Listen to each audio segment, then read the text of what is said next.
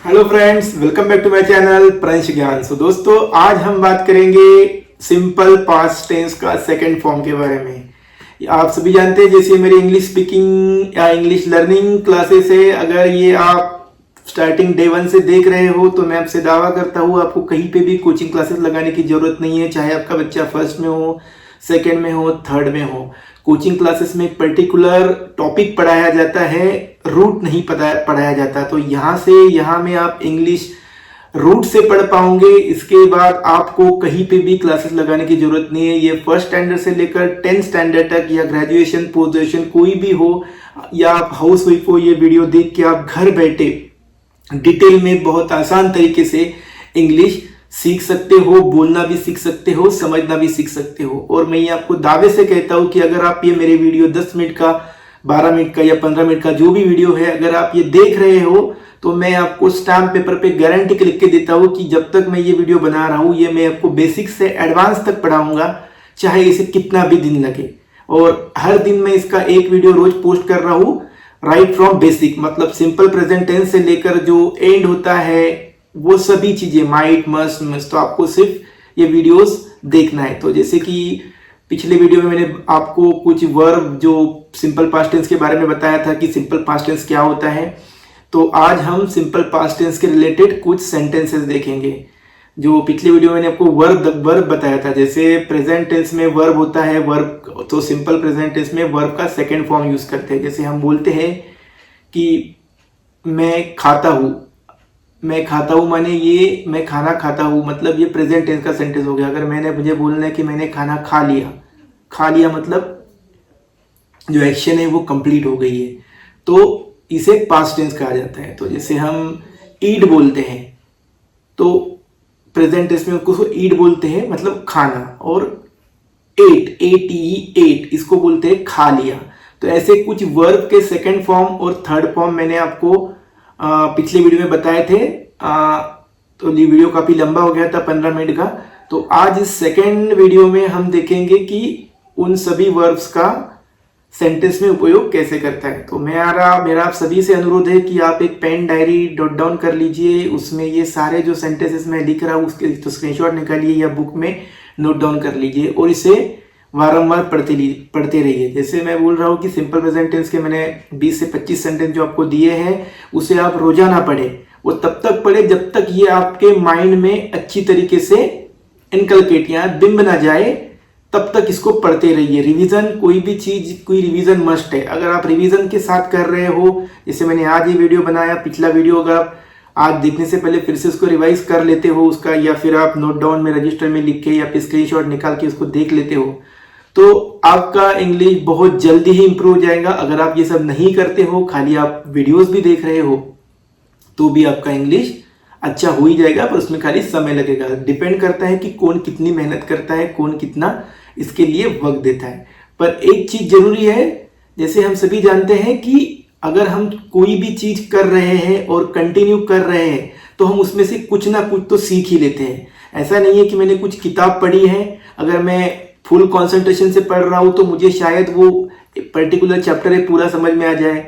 अगर मैं बहुत रश में पढ़ रहा हूं तो हार्डली उसका 5%, 10% समझ में आ जाए। अगर मैं हाफ कॉन्सेंट्रेशन से पढ़ रहा हूँ तो मे भी 50% समझ में आ जाए। पर ऐसा कभी नहीं होता है कि मैं पढ़ रहा हूँ और मुझे कुछ भी नहीं आ रहा है।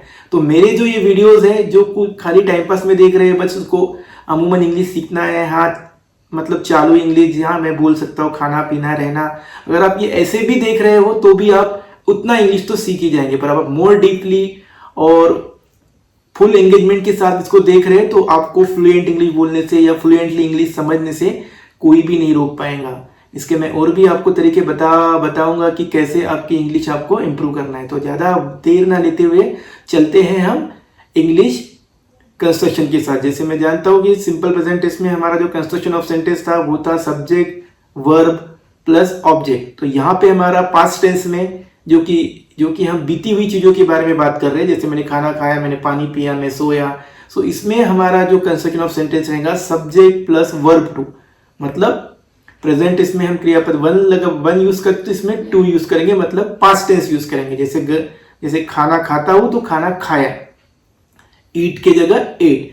तो ये ऐसे पास्ट टेंस हम इसको यूज करेंगे। तो आइए चलते हैं हमारे आज के सेंटेंस के बारे में। आप जब भी ये सेंटेंस मैं बना रहा हूँ, आपको बता रहा हूँ, इसे ध्यान से सुनिए और मे भी इसका स्क्रीनशॉट निकाल के या फिर नोट रजिस्टर में नोट डाउन करके इसे बार बार देखिए, ताकि आपके दिमाग में ये सेंटेंस इनकलकेट हो जाए। क्योंकि लैंग्वेज ये ऐसी है कि ये कोई भी सीख सकता है। अगर जो बच्चे को अ ई भी नहीं आता है, वो जब हमारे साथ रहता है तो बोल बोल के सीख जाता है। पर उसी प्रकार ये लैंग्वेज है।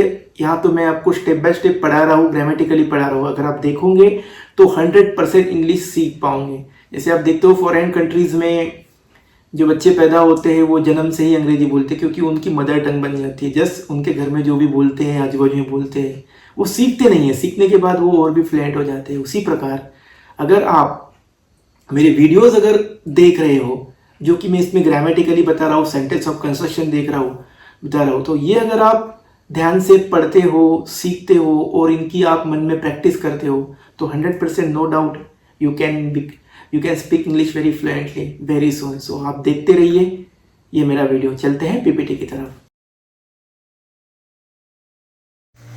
सिंपल पास्ट टेंस तो साधारण भूतकाल उन क्रियाओं को या घटनाओं को व्यक्त करता है जो अतीत में हुई और पूरी हो गई है। इन चीज़ों को हम सिंपल पास्ट टेंस बोलते हैं। आइए देखते हैं सिंपल पास्ट टेंस की स्ट्रक्चर। तो पॉजिटिव जो सेंटेंस होते हैं तो उसमें स्ट्रक्चर कुछ इस प्रकार का होता है। पहले सब्जेक्ट आता है, फिर क्रियापद माने वर्ब का सेकंड फॉर्म आता है, और उसके बाद आता है ऑब्जेक्ट। फॉर एग्जाम्पल जैसे शी वॉक टू स्कूल, इसमें शी हो गया हमारा सब्जेक्ट, वॉकड हो गया हमारा वर्ब टू, और टू स्कूल हो गया हमारा ऑब्जेक्ट, मतलब वह स्कूल चली गई। तो साधारण भूतकाल जो होता है वो हमारे नियमित क्रियाओं रेगुलर वर्ब के भूतकाल में ईडी जोड़ने से हो जाता है। तो आप इसमें देख रहे हैं कि जो रेगुलर जो वर्ब्स होते हैं उसमें अगर आप ईडी लगाते हैं तो उसका जो फर्स्ट फॉर्म है वो सेकेंड फॉर्म में कन्वर्ट हो जाता है। जैसे प्ले, यहाँ पे प्लेड हो गया, खाली वाई के आगे हमने ईडी लगाया। उसके बाद क्लीन जो है CLEAN क्लीन, इसमें भी हमने ईडी जोड़ा तो ये क्लीन्ड हो गया। फॉर एग्जाम्पल प्ले माने खेला, प्लेड माने खेला, क्लीन माने साफ, क्लीन माने साफ किया हुआ। सो ये सब चीजें हमने पिछले वीडियो में बहुत अच्छी तरीके से देखी है, इसको ज्यादा देखने की जरूरत नहीं है। और कुछ असामान्य क्रियाएं होता है, मतलब इरेगुलर वर्ब जो जिसमें ईडी लग के उसका सेकेंड फॉर्म नहीं होता है।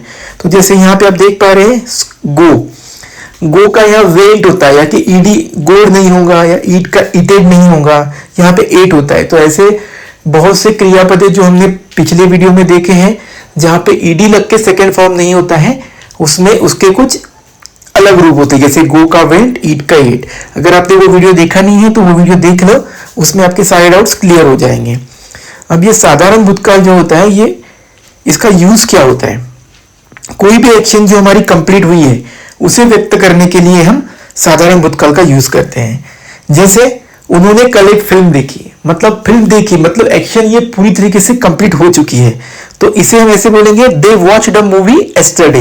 दे वॉच्ड माने उन्होंने देखी, क्या देखी? अ मूवी, पिक्चर देखी। कब देखी? यस्टरडे, कल। सो दे वॉच्ड अ मूवी यस्टरडे। उसी तरह से कुछ क्रियाएं जो अतीत में होती है, मतलब पास्ट में होती है, ऐसी श्रृंखला व्यक्त करने के लिए भी हम पास्ट टेंस का उपयोग करते हैं। जैसे वह कमरे में आया, लाइट चालू की और बैठ गया। अब ये देखो दोस्तों, ये हम जो क्रियाएं हो गई है अतीत में, मतलब पास्ट में, उन क्रियाओं के बारे में बात कर रहे हैं।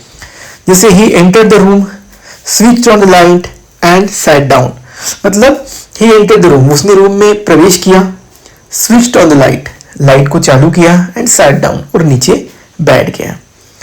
उसी प्रकार समय को दर्शाने के लिए भी, मतलब कुछ समय, मतलब कल, लास्ट वीक, पिछले हफ्ते में, कुछ समय पहले, कुछ घंटे पहले, ऐसे समय को दर्शाने के लिए भी हम सिंपल पास्ट टेंस का उपयोग करते हैं। जैसे फॉर एग्जाम्पल मैं उससे पिछले सोमवार मिला। अब उसमें देखिए आई हमारा सब्जेक्ट, मेट हमारा वर्ब टू हो गया, मीट का पास्ट टेंस यहाँ पे मेट आया, हर, मतलब मैं उसे मिला। कब मिला? लास्ट संडे, मतलब पिछले सोमवार को मैं उसे मिला। उसी प्रकार कहानियों का वर्णन करने के लिए भी हम सिंपल पास्ट टेंस का उपयोग करते हैं। जैसे एक समय की बात है तो once upon a time in Mumbai आपने सुना होगा, एक समय था मुंबई में। उसी प्रकार वंस अपॉन अ टाइम एक समय की बात है। A king ruled the land, एक राजा ने उस भूमि पे लैंड किया। अ किंग माने राजा, रूल्ड माने जिसने राज किया हो। तो राजा ने किस पे राज किया? लैंड पे, जमीन पर। सो इसका ट्रांसलेशन होता है एक राजा ने उस भूमि पर राज किया।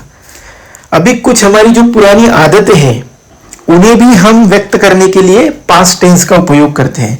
जैसे मैं पहले शूज पहनता था, शर्टिंग करता था, बाइक से जाता था, कार से जाता था। तो कुछ इस प्रकार के वाक्य जो हमारी आदतें को व्यक्त करता है कि ये कैसा था, वो पहले शराब पीता था, मीट खाता था। तो ये सारी हमारी आदतें हैं। तो हमने एक इंग्लिश सेंटेंस लिया है, वह हमेशा अपनी डायरी साथ रखती थी।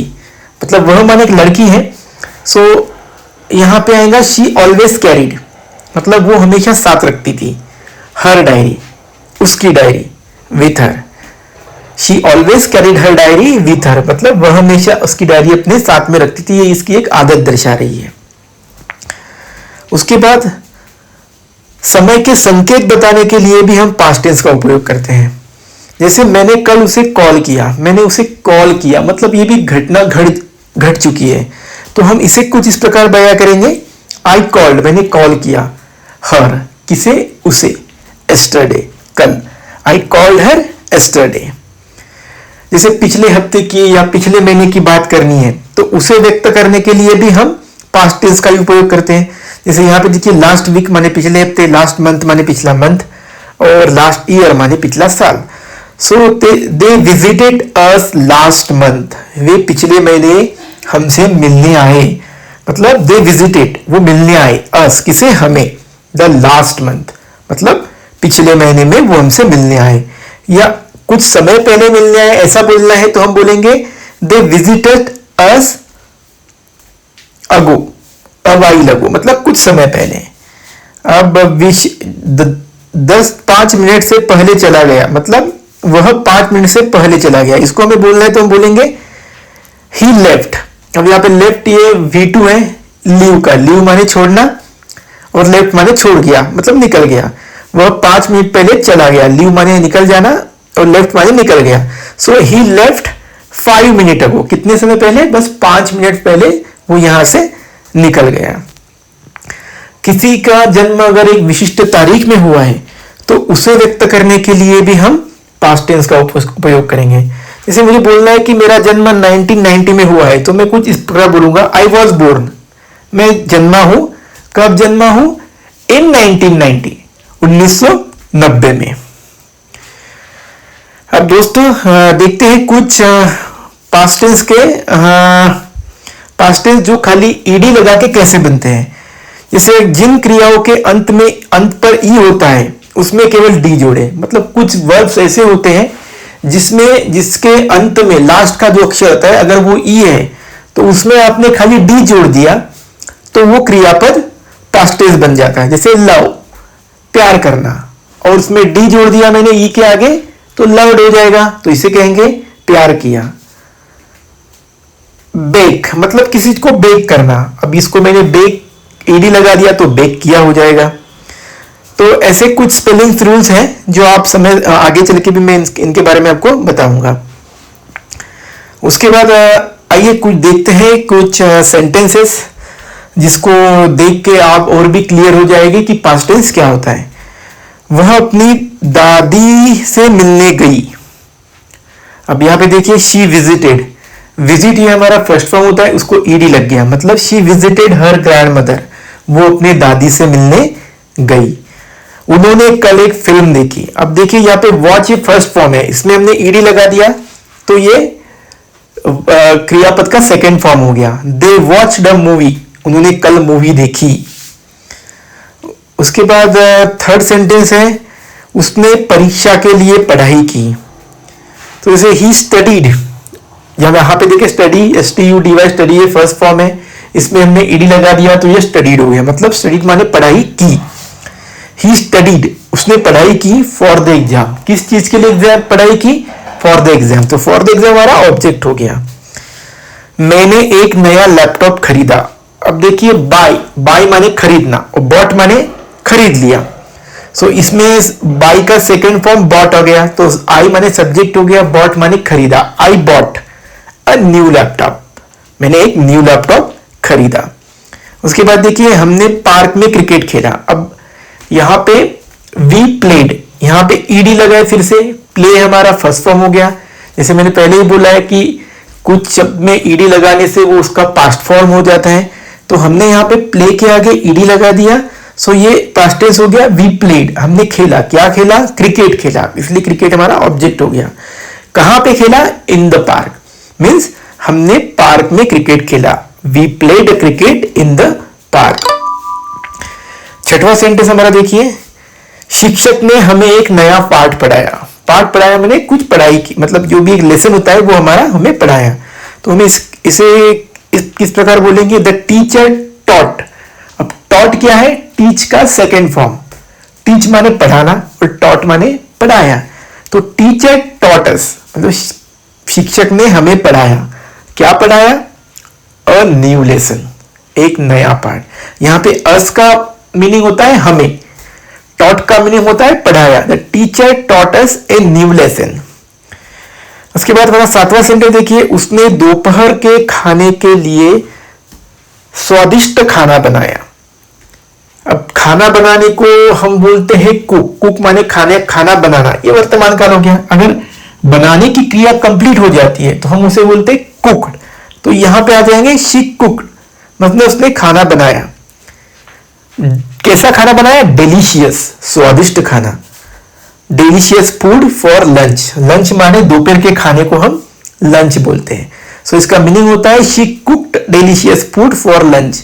उसने दोपहर के खाने के लिए, इसमें दोपहर का जो शब्द है उसके लिए लंच लिया। जो भी हम लंच करते हैं उसे, दोपहर का जो खाना खाते हैं उसे लंच बोलते हैं, और रात में जो हम खाना खाते हैं उसे डिनर कहते हैं। तो इसमें दोपहर का मीनिंग होता है लंच।